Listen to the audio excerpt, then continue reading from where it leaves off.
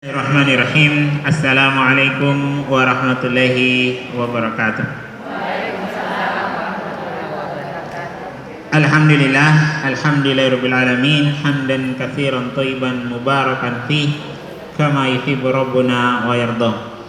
Asyhadu an la ilaha illallah wahdahu la syarikalah, asyhadu anna Muhammadan abduhu wa rasuluh la nabiyya ba'dah. Allahumma shalli ala Muhammad wa ala alihi wa ashabihi wa man tabi'ahum bi ihsanin ila yaumiddin. Amma ba'd. Bapak Ibu jamaah sekalian yang dirahmati Allah Subhanahu wa taala, kita lanjutkan apa yang telah menjadi pembahasan kita pada kesempatan kali ini.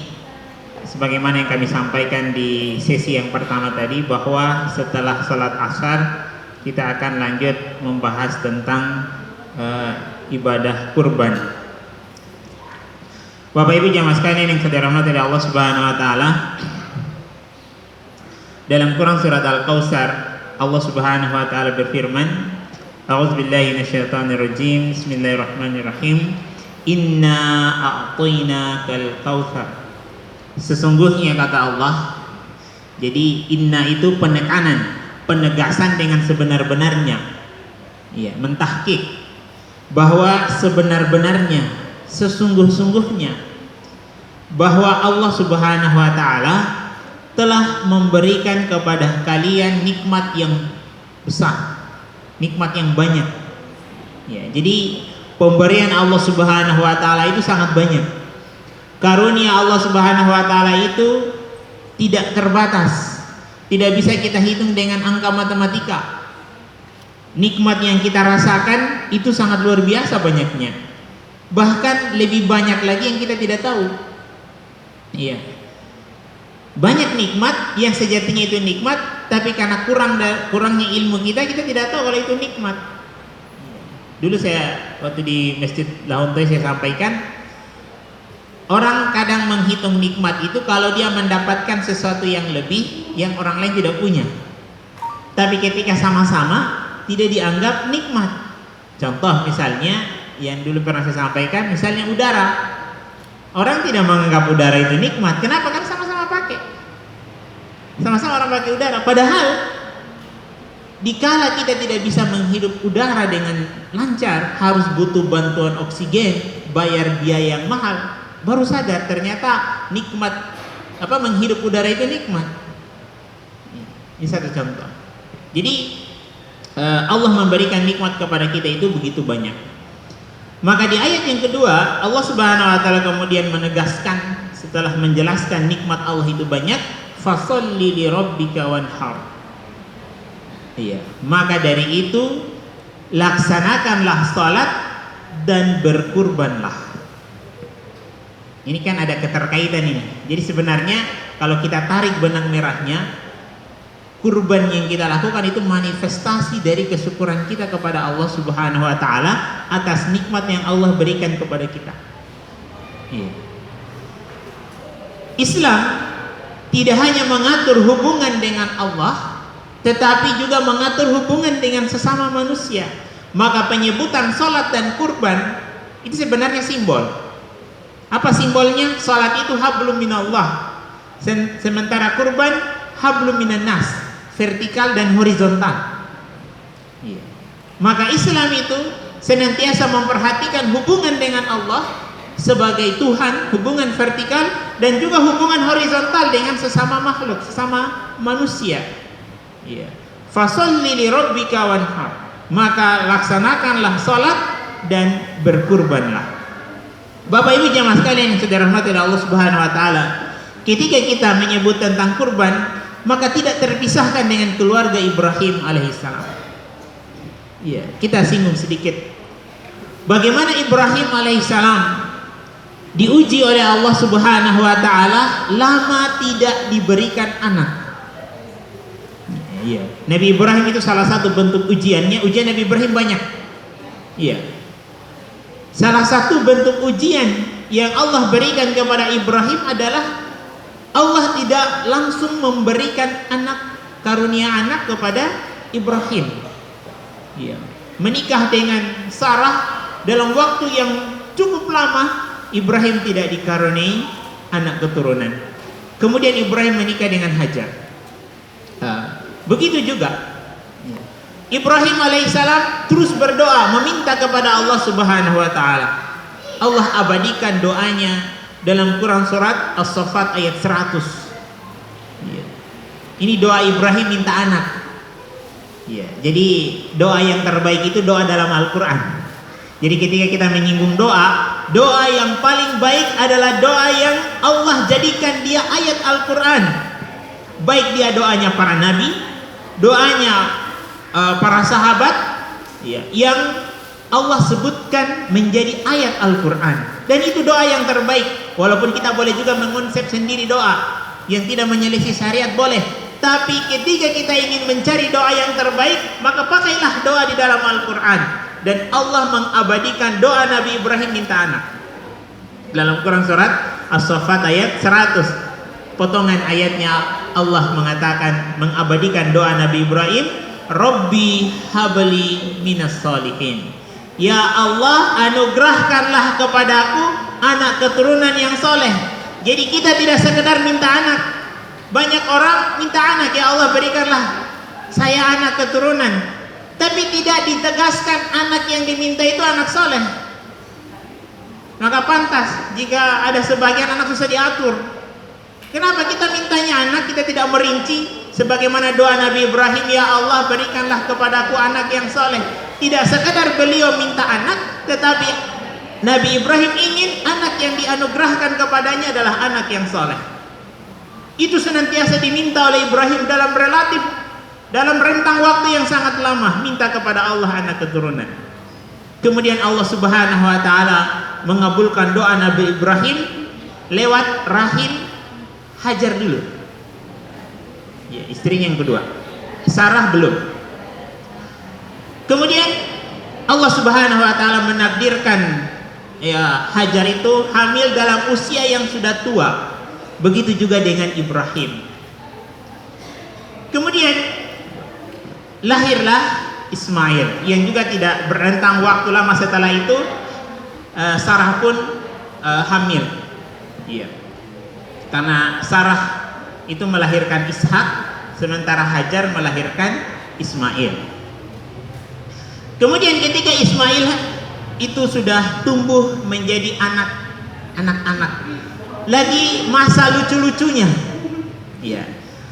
masih masa lucu-lucu, tapi sudah mampu berkomunikasi dengan ayahnya, dengan lingkungan sekitarnya, dengan manusia di sekelilingnya. Kalau bahasa kita masih masa lucu-lucu, masa lucu-lucunya anak bermain.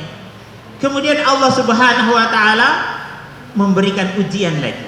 Sudah lama baru dikasih, setelah masih lucu-lucu Allah uji lagi. Ujian apa? Mengorbankan anaknya. Ini kalau kita renungi sejenak, ini berat, sangat berat. Kenapa berat? Sudah dinanti puluhan tahun, penantian yang sangat panjang. Ketika masih masa lucu-lucu disuruh kurbankan itu anak. Ini kan berat ini.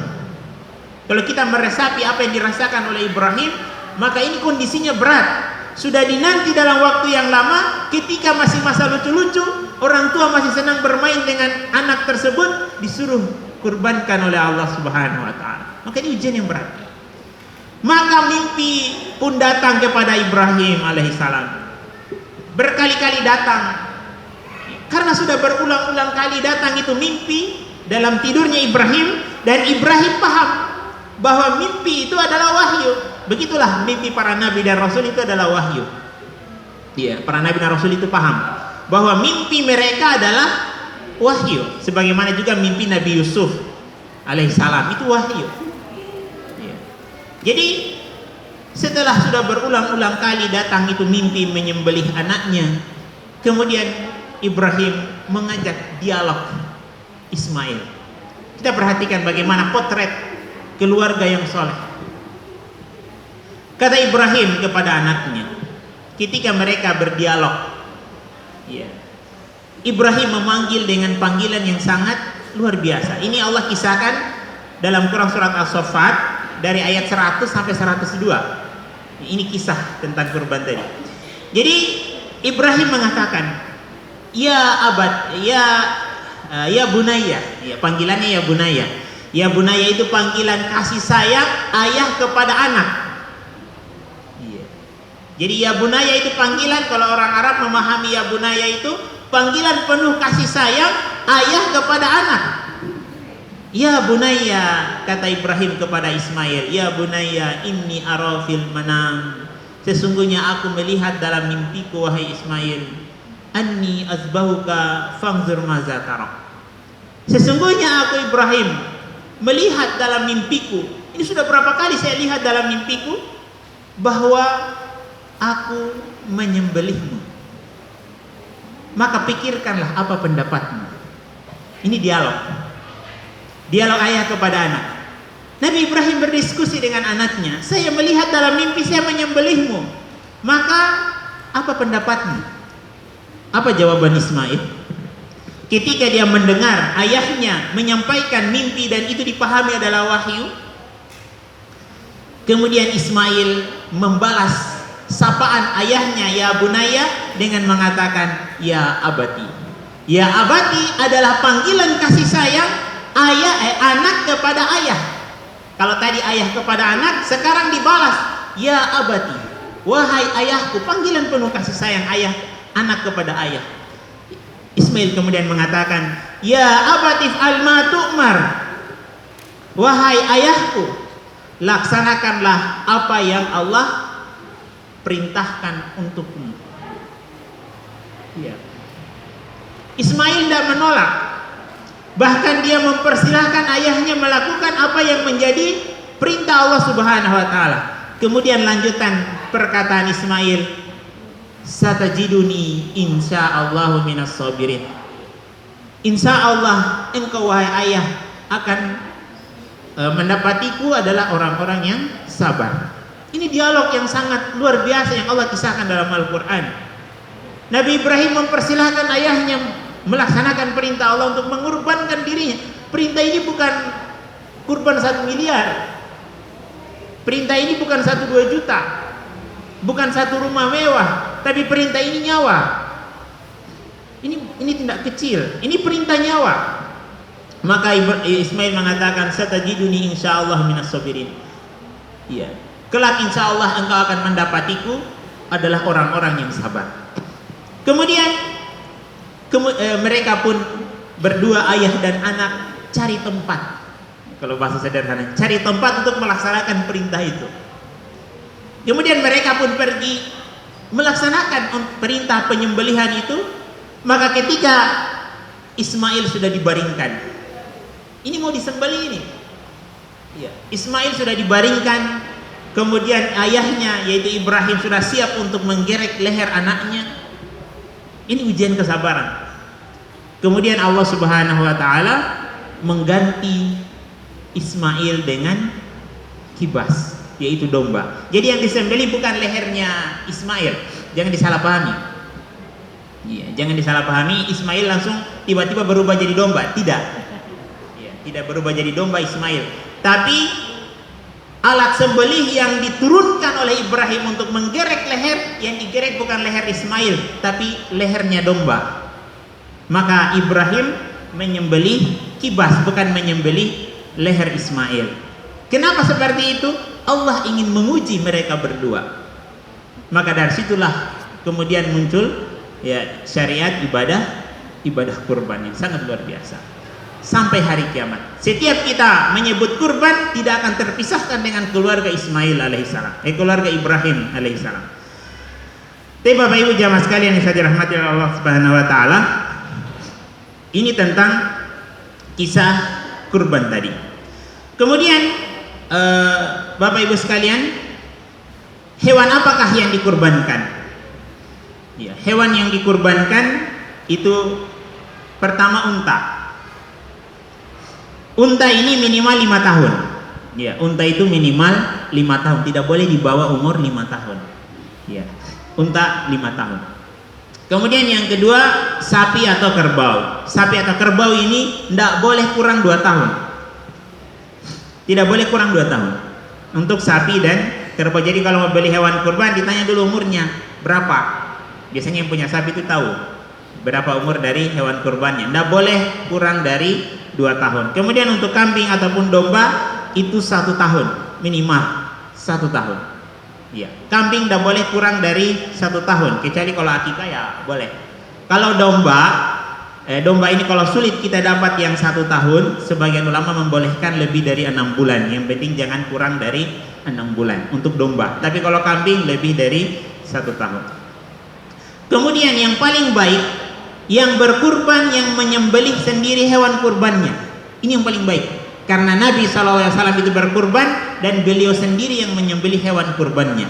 Ini yang paling baik. Tetapi kalau tidak bisa, tidak mampu untuk menyembelih sendiri, maka boleh menggunakan jasa tukang jagal, tukang sembelih. Tapi ada catatannya, tidak boleh tukang jagal, tukang sembelih diberikan upah dari daging kurban. Jadi tidak boleh yang punya kurban bilang, ambil ini 2 kilo untuk gaji mau sembelihkan hewan kurbanku. Ini tidak boleh. Walaupun tukang jagal, tukang sembelih bisa mendapatkan daging kurban, tetapi bukan atas transaksi jasa, tetapi bagian hadiah.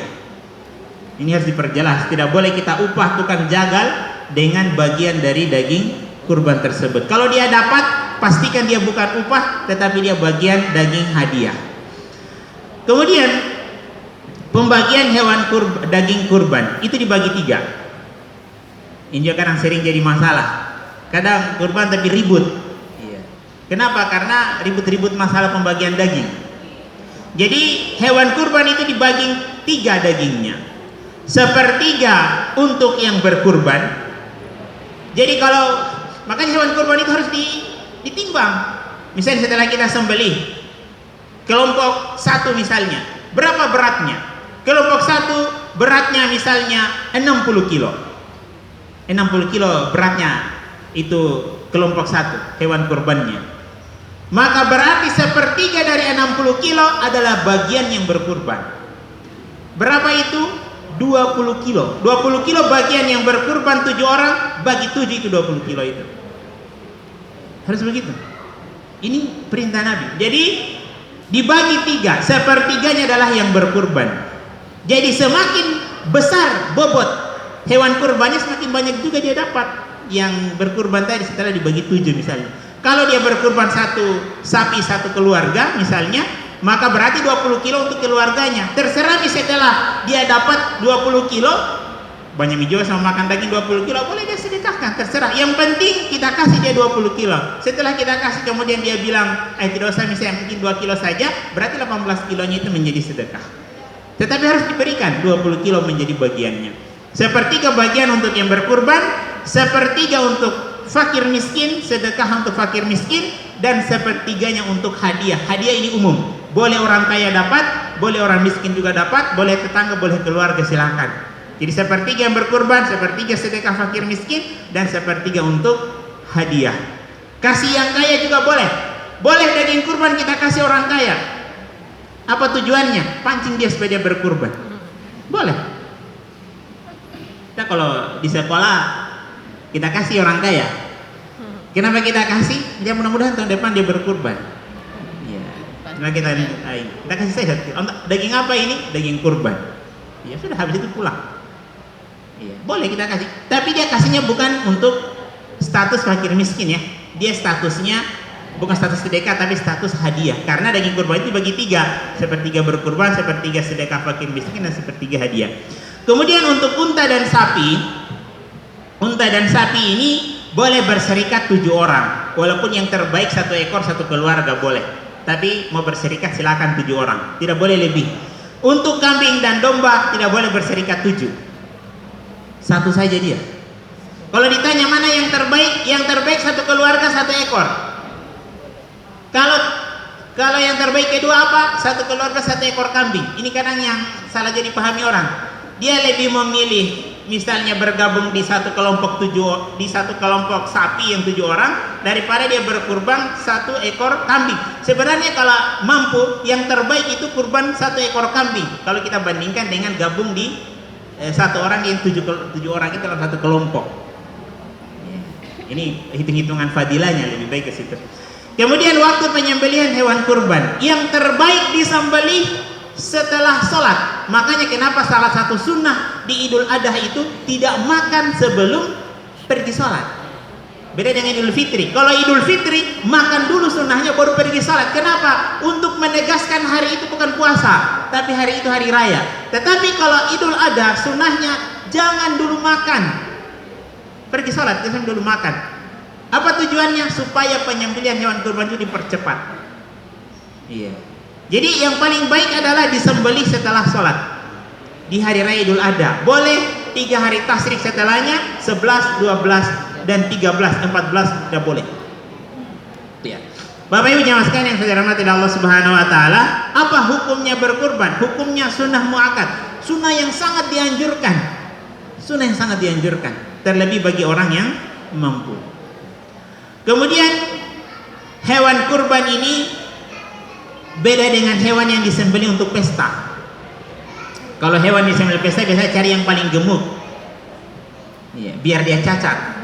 Ya. Kalau hewan kurban dia tidak sekedar kita melihat gemuknya, ya, gemuk juga penting, tapi yang paling penting tidak boleh dia cacat, tidak boleh dia pincang. Pokoknya hewan yang baik, hewan yang sempurna bentuk tubuhnya, tidak boleh ada cacat di dalamnya. Kenapa? Karena ini untuk ibadah, bukan hitung-hitungan jumlah daging yang paling banyak. Walaupun juga itu penting, tetapi yang justru juga harus diperhatikan, yang lebih penting dari sekedar daging adalah bahwa hewan tersebut adalah tidak boleh ada cacat di dalamnya. Yang tentu yang terbaik adalah gemuk, porsi dagingnya banyak, dan hewan tersebut sempurna, tidak cacat, tidak pincang, ya, seperti idealnya hewan pada umumnya.